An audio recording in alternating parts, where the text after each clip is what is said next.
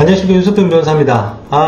최근에 이제 그 김남국 국회의원 관련해가지고, 코인에 관해서 문제가 많죠. 매일 나오고 있는데, 저 같은 경우는 이제 코인을 이제 발행하려고 하는, 상장하려고 하는 회사 자문을 해서 코인 백서 같은 것도 작성을 해보고 해서 코인에 대해서 조금 압니다. 최고의 전문가는 아니지만은 이제 코인은 이제 두 가지가 있어요. 두 가지가 있어요. 비트코인이 있고, 비트코인에 대적한다 해서 얼터너티브 써가지고 알트코인이라는 게 있습니다. 이렇게 나눌 수가 있어요. 알트코인 안에는 이제 이더리움, 리플, 쫙 있습니다. 비트코인이 아닌 코인을 알트코인이라고 이해하시면 됩니다. 자, 그런데 코인은 뭐냐면은 자체 플랫폼이 있습니다. 자체 플랫폼이 있어서 자기네들이 구축한 생태계 그 범위 내에서 그 코인들을 쓸 수가 있거든요. 그런데 지금 우리가 알고 있는 대부분의 코인이라고 부르는 것들 있잖아요. 그런 것들은 토큰이라고 합니다. 토큰. 정확하게는 토큰. 토큰은 자체 플랫폼이 있지 않고 어느 그 메이저급 코인에 기대가지고 이렇게 비율이나 가치를 형성하거든요. 예를 들어서 내가 지금 무슨 코인을 만든다 하면은 1이더리움당 1000개, 1이더리움당 10,000개 이런 식으로 해서 가격을 책정합니다. 그래가지고 이제 발행 개수하고 이런 거 늘려서 이제 시가총액이 정해지거든요. 그런데 보세요. 보통 이더리움에다가 기준으로 해서 이런 잡코인들이 발행되는 거죠. 토큰이라고 불리는 것들이 발행이 되거든요. 그래서 마치 이더리움이 마치 우리 금하고 비슷한 그런 개념이 됐습니다.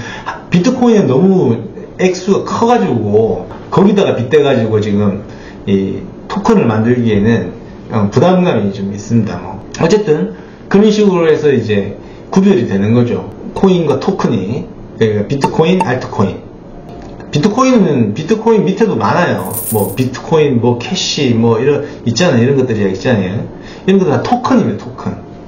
예. 자, 근데 이걸 얘기하는 게 아니라, 그럼 코인은 어떻게 해서 수익을 내느냐. 채굴이 있겠죠. 마이닝이 있고. 두 번째가 트레이딩이 있죠. 제일 많이 하는 거. 그 다음에, 세 번째가 이제 바로, 펀딩 비슷한 거에서 스테이킹이니, 코인을 이제 예금처럼 예치해 놓고, 코인으로 이자를 받는, 그런 것도 있고. 그 다음 요새, non-fungible 토큰이라고 해서, 그림, 피카소 그림을 몇 분에 몇 사고, 이런 것들 있잖아요. 그게 다 토큰이라고 쓰지 않습니까? non-fungible 코인이라고 쓰지 않지 않습니까? non-fungible 토큰이라고 그러지. 자, 그렇게 해서 이제 파생적으로 지금 이제 가르치기를 하고 있습니다. 자, 근데 어쨌든 블록체인에 뭐라고 하는데 코인 자체는 제가 봤을 때는 그냥 주식으로 치면 선물입니다, 선물. 내 돈 뺏기거나 남의 돈 뺏거나 둘 중에 하나입니다. 예. 이게 지금 그걸로 지금 우리가 거래를 할 수 있는 것도 아니고 주식처럼 기업이 영업 잘해가지고 영업이익이 나서 배당을 해주는 것도 아니지 않습니까? 어쨌든 코인 시장은 어쨌든 선물하고 똑같다.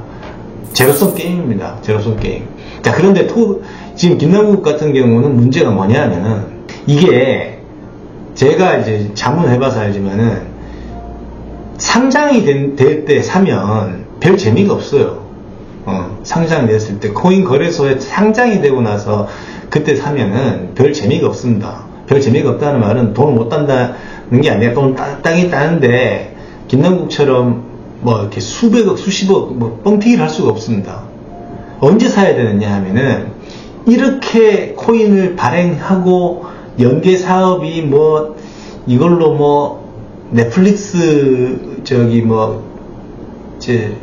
영화 수수료를 지급할 수 있다는 둥, 그런 사업을 내가 연계하겠다는 둥, 또 게임머니를 돈을 받고, 이런 식으로 되는 그런 사업 설명을 하면서 코인을 만드는 거거든요.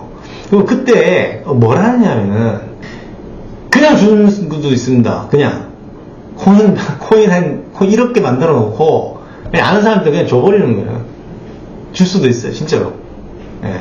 자문을 하면 이제 자문료 대신에 뭐 저 받거나 아니 자문료 따로 받고 코인도 받고 할 수도 있는 거거든요. 그걸 받아놓고 그럼 뭘 하냐면 처음에 프라이빗 세일을 합니다. 이제 이거 뭐 이렇게 개별적으로 연락을 해가지고 어디 뭐 코엑스나 어디 저 호텔이나 이런데 장소 잡아서 컨퍼런스를 비슷한 걸 해요. IPO처럼 주식 상장 전에 공모하는 것처럼. 그걸 ICO라고 합니다. Initial Coin Offerings. 그래서 프라이빗 세일을 할 때 좀 저가에 살 수가 있습니다. 그 다음 단계에는 프리세일이라는 걸 단계를 거치거든요. 안 거칠 수도 있습니다. 사업 로드맵에 따라 틀린데, 그러면 이제 프리세일 때는 프라이빗 세일 때보다 비싸게 사죠. 좀 더 비쌉니다. 그럼 정보가 이제 노출시키고 하니까. 그리고 나서 이제 적당한 시점에 대해서 이제 상장을 딱 하거든요. 그러면 내가 가지고 있는 것에 대해서 지금 이제 이거 푸싱을 해야 되잖아요. 예, 코인을 띄워야 될 거 아닙니까? 일단은 거래량이 상당해야 되겠죠. 왕성해야겠죠. 그리고 처음에 띄우려고 그러면 이제 프라이빗 세일이나 프리세일이나 해서 모았던 돈이나 아니면 코인 발행 회사가 뭐 투자받은 돈이나 해서 다 쏩니다. 그러면 이제 상장 때는 이제 가격이 프라이빗 세일이나 아니면은 프리세일보다는 높은 가격에 책정이 딱 되죠. 예.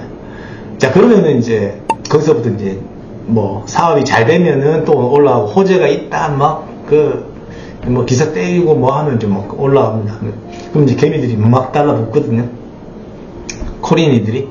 그러면 이제 달라붙으면 이제 가격이 계속 올라가죠. 그러면 이제 어느 시점에서 이제 팍 텁니다. 예. 아니 미천 뽑아야 될 거 아닙니까? 코인 발행 회사든지 아니면은 프라이빗 세일이나 프리세일로 이 뭐 사업이 잘 될지 안 될지도 모르는 불확실한 상황 속에서 돈을 투자했으니까 뽑아야 되겠죠.